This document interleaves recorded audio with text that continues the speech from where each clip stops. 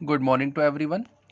Last video explanation में हम लोगों ने हमारा टॉपिक स्टार्ट किया था आयनिक इक्विलिब्रियम यानी कि आयनिक साम्य, जिसमें मैंने आपको बता दिया था कि जो कंडक्टर्स होते हैं वो दो टाइप के होते हैं, एक मेटेलिक और एक इलेक्ट्रोलिटिक, यानी कि एक धात्विक और एक विद्युत अपघटी।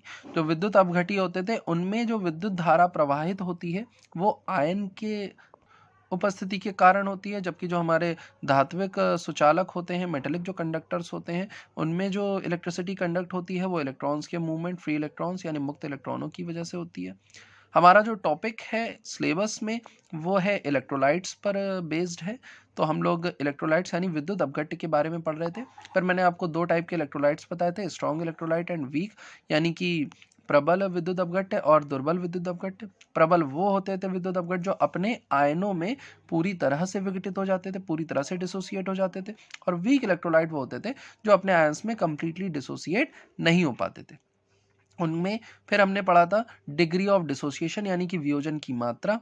तो वियोजन की जो मात्रा होती थी वो प्रबल विद्युत अपघट्य में 100% या 1 के बराबर होती थी। उसका जो मान होता था, जिसे हम अल्फा से निरूपित करते थे, उसकी वैल्यू मैंने बताया था 1 आती थी या लगभग 1 आती थी, अप्रॉक्सीमेटली 1 आती थी। बट वीक इलेक्ट्रोलाइट्स के केस में उसकी जो वैल्यू होती थी, अल्फा की जो वैल्यू होती थी, वो 1 से क्या होती थी, कम होती थी।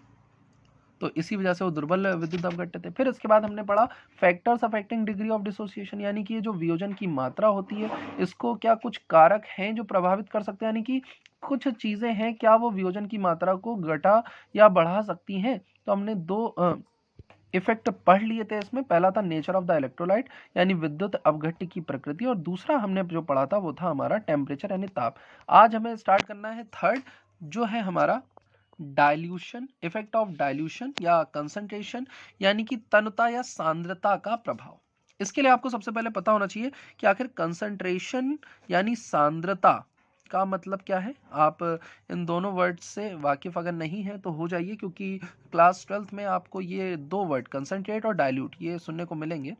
तो कंसंट्रेशन का मतलब होता है, फॉर सपोज यहाँ पर मैंने एक बीकर में पानी डाला और मैं यहाँ पर नमक के जो पिंचेस हैं, नमक का टुकड़ा मैं डालना चालू करूं। मैं थोड़ा सा नमक डालूंगा तो क्या होगा, जो इस बीकर में मैंने पानी लिया है, जो विलायक लिया हुआ है जिसे हम सॉल्वेंट कहते हैं, पर यूनिट वॉल्यूम, तो इस बीकर में पर यूनिट वॉल्यूम यानी कि जो भी मैंने आयतन लिया होगा, उसमें नमक का जो कण है, जो नमक के जो पार्टिकल्स हैं, वो जैसे जैसे मैं बढ़ाता जाऊंगा तो उनका जो स्ट्रेंथ है वो क्या होती जाएगी, बढ़ती जाएगी। उसे हम कहते हैं कंसंट्रेशन का बढ़ना यानी सांद्रता का बढ़ना। मैंने कंसंट्रेशन का मतलब क्या बताया था, number of moles per unit volume, यानी प्रति इकाई आयतन में कितने मोल उपस्थित हैं। तो भाई यहाँ पर जैसे जैसे आप अमाउंट बढ़ाओगे, जैसे जैसे मात्रा बढ़ाओगे, तो मोलों की संख्या क्या है, बढ़ेगी। ऊपर यहाँ पर अंश जो है बढ़ता है तो इसकी वैल्यू क्या होगी, बढ़ेगी। तो कंसंट्रेशन क्या हो गई, बढ़ गई। अब आप क्या करो, यहां पर कंसंट्रेशन कम करो। तो कंसंट्रेशन कम करने का मतलब क्या है, कंसंट्रेशन कम करने का मतलब है, सांद्रता कम करने का मतलब होता है कि पर यूनिट वॉल्यूम जो नंबर ऑफ मोल्स यानी जो मोलों की संख्या है प्रति एकक आयतन, वो कम होनी चाहिए। तो उसके लिए हम क्या कर सकते हैं, या तो यहां पर सॉल्यूट कम मिला है, लेकिन मान लीजिए गलती से हमारा नमक ज्यादा मिल गया, सांद्र हो गया, तो फिर क्या करोगे। अब आप उसमें से वापस से नमक निकालोगे तो हो नहीं। आप दूसरा ऑप्शन क्या कर सकते हो, आप यहाँ पर सॉल्वेंट यानी विलायक, जैसे हम यहाँ पर क्या विलायक लिया, पानी लिया, पानी को बढ़ा दो। जैसे पानी बढ़ाओगे तो नमक का जो टेस्ट है, नमक का जो स्वाद है, वो क्या हो जाएगा, कम हो जाएगा। तो जिस प्रक्रिया में हम किसी भी कण की सांद्रता को कम करते हैं उसको कहते हैं डाइल्यूशन यानी तनुता। अब इस डाइल्यूशन का हमारे इलेक्ट्रोलाइट के डिसोसिएशन पर क्या इफेक्ट पड़ता है उसको ध्यान से समझिएगा। एक वीक इलेक्ट्रोलाइट क्या होता है, मैंने क्या कहा था कि सिलेबस में हमें वीक इलेक्ट्रोलाइट के बारे में ही पढ़ना है ज्यादातर, क्योंकि स्ट्रॉन्ग इलेक्ट्रोलाइट तो पूरी तरह से डिसोसिएट हो जाते हैं, उनकी प्रॉपर्टीज इतनी नहीं होती है। वीक इलेक्ट्रोलाइट जो हमारे दुर्बल विद्युत अपघट्य है, क्योंकि एक तो वैसे भी वो पूरी तरह से ब्रेक नहीं हो पाते। अगर यहाँ पर मान लो 10 आयन है, फॉर सपोज 10 आयन में से हार्डली 4 या 5 आयन जो होंगे वही डिसोसिएट हो पाएंगे, वही विघटित हो पाएंगे वीक इलेक्ट्रोलाइट के केस में। तो यहाँ पर आपने थोड़े अमाउंट में कोई सॉल्यूट डाला, फॉर सपोज नमक ही डाला, NaCl डाला, तो जो NaCl होता है वो तो स्ट्रॉन्ग इलेक्ट्रोलाइट है, वो तो कंप्लीटली डिसोसिएट हो जाएगा। वहीं पर एक वीक इलेक्ट्रोलाइट होता है CH3COOH, एसिटिक एसिड। ये ब्रेक होता है CH3CO माइनस H+ में। तो आपने यहाँ पर थोड़ा सा एसिटिक एसिड डाला, एसिटिक अम्ल डाला, ये अपने आयंस में ब्रेक होना चालू हुआ। स्टार्टिंग में यहाँ पर 10 आयन थे, तो ये 4-5 आयन ब्रेक हो गए। वो 4-5 आयन ब्रेक होकर के कहाँ जाएंगे? क्या वो बाहर जाएंगे? नहीं, वो यहीं पर प्रेजेंट रहेंगे। ये आयंस यहाँ पर प्रेजेंट है। अब इसमें आपने थोड़ा सा और एसिटिक एसिड डाल दिया। अब जैसे आप एसिटिक एसिड डालोगे तो उसका मतलब है आपने कंसंट्रेशन को क्या कर दिया? बढ़ा दिया, सांद्रता बढ़ा दी। सांद्रता बढ़ाने पर जो बाकी के जो एसिटिक एसिड आएगा वो क्या देखेगा कि यहाँ पर पहले से ही एसिटेट आयन और H+ आयन के जो एटम्स हैं वो प्रेजेंट है। इसको इस एग्जांपल में समझिए कि आप किसी ट्रेन में जब आप सफ़र करने जाते हैं, बहुत बार वैसे मैं एग्जांपल ले चुका हूँ बट एक बार फिर देख लेते हैं इसे, कि आप किसी ट्रेन में जब सफ़र करने जाते हैं तो वहां पर एक बॉक्स है जो बहुत खचाखच भरा हुआ है, यानी पहले से ही वहां पर लोग प्रेजेंट है, और दूसरा जो डिब्बा है हमारा बोगी है उसमें कम लोग प्रेजेंट है या कोई नहीं प्रेजेंट है। तो आप किस में प्रेफर करोगे जाना? आप उसमें प्रेफर करोगे जहां पर नंबर ऑफ पर्संस कम है।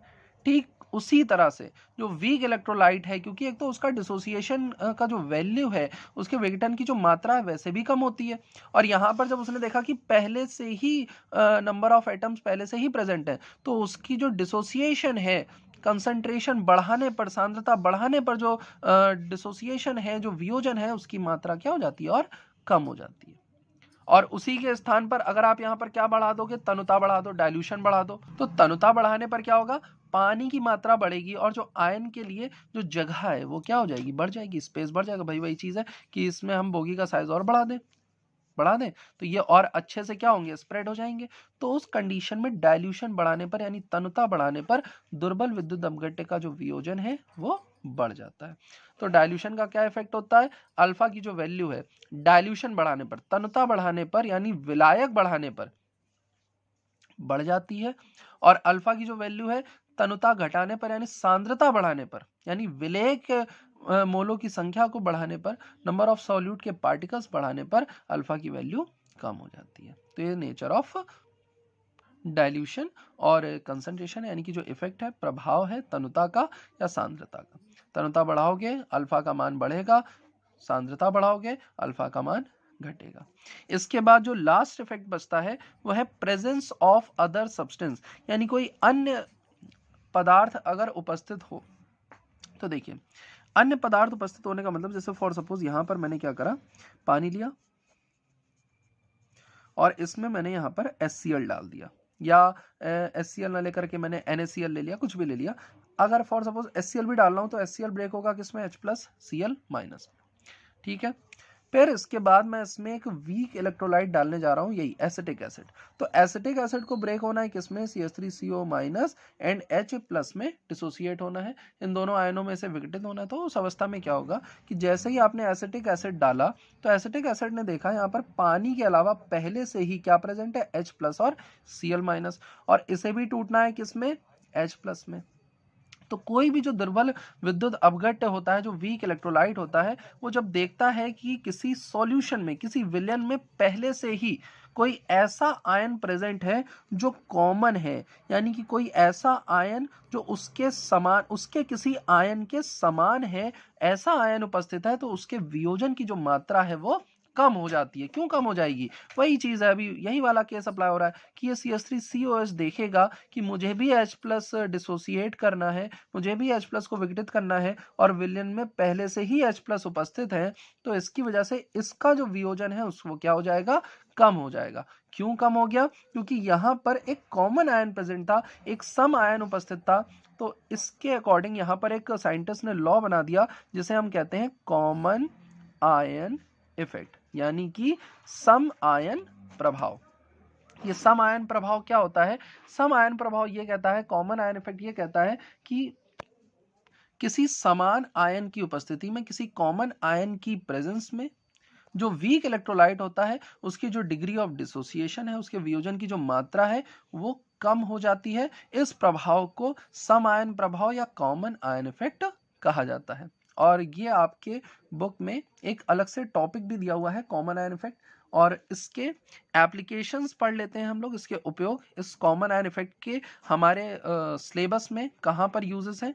तो जो आपको प्रैक्टिकल्स कराए जाते हैं, प्रैक्टिकल्स में एक प्रैक्टिकल आपको वॉल्यूमेट्रिक टाइट्रेशन का, आयतन मितीय का कराया गया था, जिसमें आपने NaOH और फिनोल्फथलीन एंड ऑक्सैलिक एसिड की हेल्प से टाइट्रेशन पॉइंट निकाला था, सूचकांक केंद्र निकाला था। ठीक है, ऐसे ही दूसरा जो हमारा प्रैक्टिकल है वो है एसिडिक और बेसिक रेडिकल्स की टेस्टिंग, यानी जो अम्लीय और क्षारीय मूलक होते हैं उनके बारे में पता लगाना। आपको एक सॉल्ट दिया जाता है, एक लवण दिया जाता है, इसमें एक कैटायन होता है, एक एनायन, यानी एक धनायन एक ऋणायन उपस्थित होता है। तो किसी भी लवण में कौन सा धन आयन और कौन सा ऋण आयन उपस्थित है, या यूं कहें कि कौन सा बेसिक और कौन सा एसिडिक रेडिकल प्रेजेंट है, कौन सा क्षारीय या अम्लीय मूलक उपस्थित है, इसका हमें पता लगाना होता है। तो जो हमारे क्षारीय मूलक की जो टेस्टिंग होती है, बेसिक रेडिकल्स की जो टेस्टिंग होती है, उसको 7 ग्रुप्स में 0 से लेकर के 6 तक 7 ग्रुप्स में डिवाइड किया गया। 0 1 2 3 4 5 6 इस तरह से 7 ग्रुप में 7 समूहों में विभाजित किया गया है। तो वहां पर हर एक जो समूह होता है उसमें अलग अलग प्रकार के आयन उपस्थित होते हैं, जिसमें आपके कैडमियम आयन है, आपके फेरस आयन है, आपके लेड के आयन होते हैं, तो जिंक के आयन है, कॉपर के आयन है, कई आयन वहां पर मरकरी वगैरह के, मर्क्यूरस के फॉर्म में, मरकरिक के फॉर्म में, प्लम्बेट के फॉर्म में, फेरस के फॉर्म में, फेरिक के फॉर्म में ये प्रेजेंट होते हैं। और अलग अलग ग्रुप्स में जो आयंस होते हैं इनकी टेस्टिंग के लिए हमें अलग अलग केमिकल सब्सटेंस या अलग अलग रिएजेंट मिलाने होते हैं। तो वहां पर हमारा जो सेकेंड ग्रुप होता है, यानी जो दूसरा समूह होता है, तीसरा समूह होता है और जो पांचवा समूह होता है, वहां पर इस कॉमन आयन प्रभाव का उपयोग किया जाता है, यानी कि कॉमन आयन इफेक्ट का यूज किया जाता है। क्या यूज है समझिएगा। सेकेंड ग्रुप में, मतलब जब हम दूसरे समूह का एनालिसिस करते हैं, सेकेंड ग्रुप की एनालिसिस करते हैं, तो वहां पर H2S गैस जो है वो HCl की उपस्थिति में पास कराई जाती है। सेकेंड ग्रुप में जो आयंस होते हैं, लेड आयन प्रेजेंट होता है, तो उसकी टेस्टिंग के लिए हम H2S गैस पास कराते हैं। H2S गैस का काम है लेड आयन का प्रेसिपिटेट देना, लेकिन इसको हम पास किसकी प्रेजेंस में कराते हैं, HCl की प्रेजेंस में। अब यहां पर आपको दिखाई दे रहा होगा कि ये जो H प्लस आयन है ये क्या है, कॉमन है। जब ये H प्लस आयन यहाँ पर कॉमन हो जाता है तो इसकी वजह से जो H2S है इसका जो डिसोसिएशन है वो कम हो जाता है। H2S का डिसोसिएशन कम होगा, H2S का विघटन कम होगा, तो H प्लस और सल्फर के जो माइनस आयन है ये दोनों कम बनेंगे। जानते हैं कि कम क्यों बनाने हैं, क्योंकि हमें यहाँ पर टेस्टिंग करनी है लेड के प्रेसिपिटेट की। अगर हम ऐसा नहीं करेंगे, HCl नहीं डालेंगे, तो H2S पूरी तरह से डिसोसिएट होगा, जिसकी वजह से सल्फर आयन की जो कंसंट्रेशन है वो बढ़ जाएगी और इस सल्फर आयन जो है लेड के साथ रिएक्ट करके लेड सल्फाइड बना लेगा, और जिसकी वजह से हमें जो लेड आयन की टेस्टिंग मिलनी चाहिए थी वो टेस्टिंग नहीं मिल पाएगी।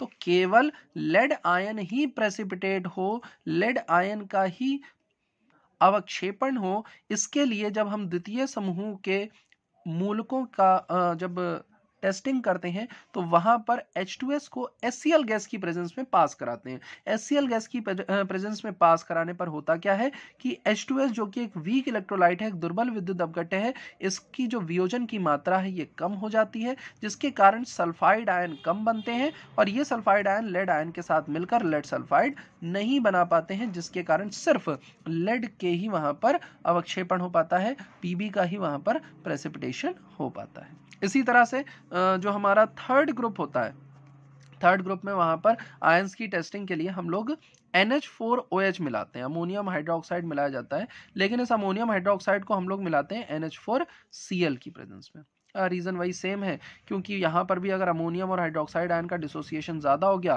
तो जो हाइड्रोक्साइड आयन है वो जा करके उस मेटल के साथ मिलकर, जो भी मेटल यहाँ पर जो धातु पाई जाएगी कैटायन में, धन आयन में, इस तीसरे ग्रुप में, उसके साथ मिलकर मेटल का हाइड्रोक्साइड बना लेंगे। तो ऐसा ना हो इसके लिए हम NH4Cl की प्रेजेंस में NH4OH मिलाते हैं, ताकि जो NH4OH हो उसका डिसोसिएशन सिर्फ इतना हो कि वो केवल थर्ड ग्रुप के बेसिक रेडिकल्स को क्या कर पाए, डिसोसिएट कर पाए। अब यहां पर मैं आपको ग्रुप टेस्टिंग नहीं बताने वाला हूं, क्योंकि अगर मैं इस टॉपिक में जाऊंगा तो जो हमारा टॉपिक चल रहा है वो दूर हो जाएगा। मैं यहाँ पर सिर्फ आपको कॉमन आयन के एप्लीकेशन बता रहा हूँ कि हमारे सिलेबस में कॉमन आयन यानी कि सम आयनों का जो ये प्रभाव है इसका उपयोग कहाँ पर है, तो ये टेस्टिंग जब हम एसिडिक रेडिकल में करते हैं वहां पर इसका यूज होता है। एंड एग्जामिनर जो है ये वाइवा में क्वेश्चन कभी कभी पूछ लेता है कि क्यों आखिर हम जो अमोनियम हाइड्रोक्साइड मिला रहे हैं वो NH4Cl की प्रेजेंस में मिला रहे हैं, क्यों H2S गैस को HCl की उपस्थिति में ही पास कराया जा रहा है, तो आपको ये टॉपिक पता होना चाहिए, इसलिए मैंने आपको एक्सप्लेन किया। और जो हमारा थर्ड जो है वह है फिफ्थ ग्रुप की टेस्टिंग। फिफ्थ ग्रुप की टेस्टिंग में भी अमोनियम कार्बोनेट मिलाया जाता है। टेस्टिंग के लिए जो आयंस यहाँ पर प्रेजेंट होते हैं, कौन कौन से आयन होते हैं, जब आपको प्रैक्टिकल कराया जाएगा तो बताया जाएगा। तो जो अमोनियम कार्बोनेट है यहाँ पर, उसको जब हम मिलाते हैं तो उसे हम NH4OH की प्रेजेंस में मिलाते हैं। क्यों? सेम रीजन, NH4OH में NH4 क्या होगा, दोनों में कॉमन आयन है, तो इसकी वजह से अमोनियम कार्बोनेट जो कि एक वीक इलेक्ट्रोलाइट है, इसका डिसोसिएशन कम होगा। जब इसका डिसोसिएशन कम होगा यहाँ पर, तो कार्बोनेट का आयन कम बनेगा, जिसकी वजह से यहाँ पर जो मेटेलिक बेसिक रेडिकल है, जो धात्विक हमारा रेडिकल है, जो मूलक है, उसका कार्बोनेट नहीं बनेगा, क्योंकि कार्बोनेट बन गया तो इसकी जो टेस्टिंग आनी चाहिए वो नहीं आ पाएगी यहाँ पर। और अगर वो नहीं आ पाएगी तो हमें जो हमारा टेस्ट है वो मिल नहीं पाएगा, जो प्रेसिपिटेशन होना चाहिए, जो अवक्षेपण होना चाहिए वो नहीं हो पाएगा। तो कार्बोनेट ना बने इसके लिए बस इतना सा मिला देते हैं, यहाँ पर थोड़ा सा मिलाते हैं NH4OH कि इसके डिसोसिएशन को सफिशिएंट रख पाए, मतलब काफी पर्याप्त रख पाए कि इसका प्रेसिपिटेशन हो जाए, कार्बोनेट आयन ज्यादा ना बन पाए। तो ये थे हमारे कॉमन आयन इफेक्ट, यानी सम आयन प्रभाव। किसी भी सम आयन की उपस्थिति में जो हमारे दुर्बल विद्युत अपघट्य होते हैं, उनके जो वियोजन की मात्रा है, उनके डिसोसिएशन की जो वैल्यू है, जिसे हम अल्फा से निरूपित करते हैं, वो कम हो जाती है। इसका जो अनुप्रयोग है हमारे पाठ्यक्रम में, हमारे सिलेबस में, वो है हमारे एसिडिक और बेसिक रेडिकल्स की टेस्टिंग में। जब बेसिक रेडिकल्स की टेस्टिंग होती है तो सेकंड, थर्ड और फिफ्थ ग्रुप में, यानी दूसरे, तृतीय और पांचवें समूह में जो समूह अभिकर्मक मिलाया जाता है, जो ग्रुप रिएजेंट मिलाया जाता है, उसे किसी दूसरे सॉल्यूशन की प्रेजेंस में मिलाते हैं, ताकि वहां पर कॉमन आयन प्रेजेंट होने की वजह से जो डिसोसिएशन हो हमारे रिएजेंट का वो कंप्लीटली ना होने पाए, और हमारे जो बेसिक रेडिकल्स हैं केवल उनका ही प्रेसिपिटेशन हो पाए, केवल उनका ही अवक्षेपण हो पाए। तो इसके साथ हमारा जो इफेक्ट था, डिग्री ऑफ डिसोसिएशन को इफेक्ट करने वाले जो फैक्टर थे, वियोजन की मात्रा को प्रभावित करने वाले जो कारक थे, वो खत्म होते हैं। इसके बाद हम लोग स्टार्ट करते हैं हमारा नेक्स्ट टॉपिक, जो कि है एसिड्स एंड बेसिस, यानी अम्ल व क्षार। तो नॉर्मली हमें छोटी, मतलब 7th क्लास से 7th 8th क्लास से ही हमें अम्ल व क्षार यानी एसिड और बेस के बारे में थोड़ी थोड़ी इंफॉर्मेशन देना स्टार्ट कर देते हैं।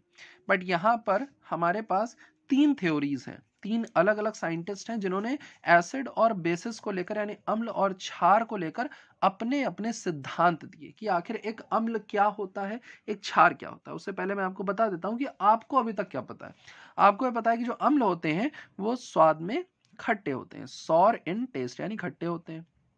वहीं पर जो बेस होते हैं, जो क्षार होते हैं, वो बिटर इन टेस्ट होते हैं। बिटर का मतलब ये स्वाद में कड़वे होते हैं, इतनी चीज हमें पता है। जो सॉल्ट होते हैं, अगर आपको लिटमस पेपर टेस्टिंग याद हो तो जो हमारे सॉर एसिड्स होते थे, जो खट्टे अम्ल होते थे, वो जो ब्लू लिटमस होता है उसको रेड लिटमस में चेंज कर देते हैं, यानी कि नीले लिटमस का रंग जो है लाल कर देते हैं। इसको याद कैसे करना है, एसिड जो है वो डेंजरस होते हैं और रेड जो कलर होता है वो भी डेंजरस का साइन होता है, तो ब्लू से रेड लिटमस हो जाए तो एसिड होगा। वहीं पर जो बेस होते थे वो क्या करते थे, इसका उल्टा कर देते थे, रेड लिटमस पेपर को ब्लू लिटमस पेपर में चेंज करते हैं, यानी कि लाल कलर के लिटमस पेपर को शांत कर देते हैं, नीले रंग में परिवर्तित कर देते हैं। अभी तक हमें एसिड और बेस के बारे में ये इंफॉर्मेशन दी।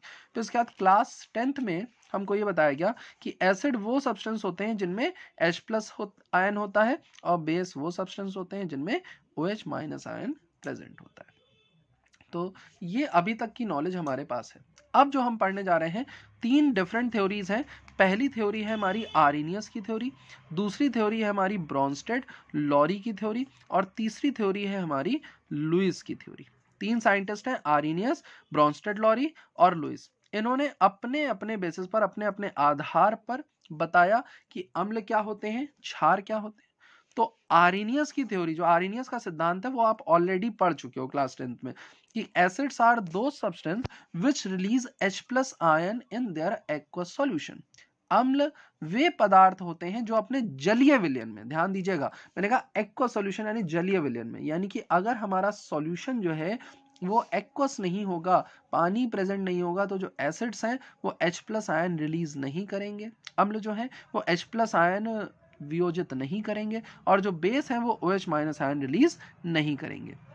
तो एसिड्स आर दो substance which release H+ ion in their aqueous solution. अम्ल वे पदार्थ होते हैं जो अपने जलीय विलयन में H+ आयन वियोजित करते हैं, और क्षार वे पदार्थ होते हैं जो अपने जलीय विलयन में OH- आयन को विघटित करते हैं, यानी बेसेस आर दो substance which release OH- ion in their aqueous solution. इसी कॉन्सेप्ट से जुड़ा हुआ एक क्वेश्चन क्लास 10th में पूछा जाता है कि जो ड्राई HCl होती है, यानी जो शुष्क HCl होती है, वो ब्लू लिटमस को रेड में नहीं कन्वर्ट कर पाती है, जबकि जो मॉइस्ट HCl होता है, जो नमी युक्त HCl होती है, वो ब्लू लिटमस को रेड में परिवर्तित कर देती है।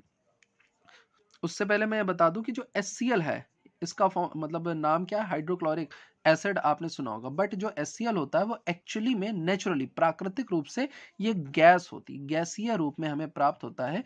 इस गैस को जब हम पानी से पास कराते हैं, वाटर से पास कराते हैं, तो जो सॉल्यूशन मिलता है वो होता है HCl का एसिड, और ये अपना एसिडिक नेचर तभी शो करता है जब हम इसमें पानी मिलाते हैं, यानी कि अगर पानी उपस्थित नहीं होगा, वाटर प्रेजेंट नहीं होगा, तो HCl का जो H+ आयन है वो रिलीज नहीं होगा, और जब तक H+ आयन रिलीज नहीं होगा तब तक ये जो ब्लू कलर है वो रेड कलर के लिटमस पेपर में चेंज नहीं होगा। क्यों? क्योंकि हम यही तो कह रहे हैं कि एसिड वो होते हैं जो H+ आयन देते हैं, तो जब तक ये H+ देगा नहीं तब तक ये एसिड प्रॉपर्टी कैसे शो करेगा, यानी अम्लीय गुण कैसे प्रदर्शित करेगा। तो यहां पर जो ड्राई HCl थी वो ब्लू लिटमस को रेड में इसीलिए चेंज नहीं कर पाती थी क्योंकि वाटर की एब्सेंस में, जल की अनुपस्थिति में जो H+ आयन है वो रिलीज नहीं हो पाते थे, वो निकल नहीं पाते थे, जिसके कारण लिटमस पेपर का रंग परिवर्तित नहीं होता था। वहीं पर नमी युक्त HCl गैस जो है जिसमें मॉइस्चर प्रेजेंट है, यानी कि वहां पर पानी के कण उपस्थित हैं, तो उनकी उपस्थिति में जो HCl है उसके H+ आयन जो है वो रिलीज हो जाते हैं, तो वो ब्लू लिटमस का पेपर रेड कलर में चेंज कर देता है। तो इसी तरह से आर्नियस ने कहा कि वो जितने भी सब्सटेंस जिनमें H+ आयन होता है वो अपने एक्वस सॉल्यूशन में अपने H+ आयन को रिलीज करने की टेंडेंसी रखते हैं, वो हमारे अम्ल होते हैं, एसिड होते हैं, और जिनमें जो OH- है और जो अपने OH- को एक्वस सॉल्यूशन में रिलीज करने की टेंडेंसी रखते हैं वो हमारे बेस होते हैं, यानी क्षार होते हैं। अब इसके बाद थ्योरी में एक लिमिटेशन आई। लिमिटेशन क्या आई जरा ध्यान से देखिएगा। NH3 मैंने बहुत बार बताया कि जो अमोनिया होता है वो एक बेस होता है। अमोनिया जो होता है वो लुईस क्षार होता है, लुईस बेस इसे कहा जाता है। मैंने आप लोगों को जब S ब्लॉक और P ब्लॉक एलिमेंट मैंने बताया था तब मैंने ये पॉइंट आपको बताया था। तो ये जो अमोनिया है, अब यहां ध्यान से देखिए, आर्नियस ने क्या कहा, आर्नियस ने कहा बेस वो होते हैं जो OH- रिलीज करते हैं, और अमोनिया क्या है, वो भी बेस है, लेकिन क्या इसके पास OH- है? नहीं है। इसी तरह से एक मॉलिक्यूल होता है AlCl3, एल्यूमिनियम ट्राइक्लोराइड, इसका नेचर जो होता है एसिडिक होता है, बट यहां पर अगर आप देखिए एसिड तो वो सब्सटेंस होते थे इनके अकॉर्डिंग जिनमें H+ आयन नहीं होता था, तो फिर ये कैसे एसिडिक हो गया? तो ये जो पॉइंट थे, ये कुछ ऐसे मॉलिक्यूल्स थे, इनका एक्सप्लेनेशन आर्नियस अपनी थ्योरी के अकॉर्डिंग नहीं दे पाए, क्योंकि इन्होंने तो सिर्फ यही कहा कि जो H+ दे वो एसिड और जो OH- दे वो बेस। तो इस अमोनिया बेस में ना तो OH- है, ना ही इस AlCl3 में H+ है, तो फिर ये कैसे बेसिक, ये कैसे एसिडिक, यानी ये कैसे क्षारीय है, ये कैसे अम्लीय है, ये नहीं बता पाए, और यही इनकी लिमिटेशन बनी, इनकी कमजोरी बनी। और इस कमजोरी को आगे चल करके जो दो थ्योरीज दी गई, ब्रॉन्स्टेड लॉरी और लुईस की जो थ्योरी थी, लुईस का जो कॉन्सेप्ट दिया गया, लुईस का जो सिद्धांत दिया गया, उनमें इन कमियों को दूर करने की कोशिश करी गई। तो ये सिद्धांत क्या थे, इन्होंने किस तरह से इन्हें दूर किया, ये हम लोग अब नेक्स्ट टर्न पे समझेंगे। तब तक आपको यहाँ तक के जो टॉपिक्स बताए गए हैं उसका रिवीजन करना है, एंड कोई भी डाउट है तो उसे आप लोग पूछ सकते हैं। Okay class, thank you.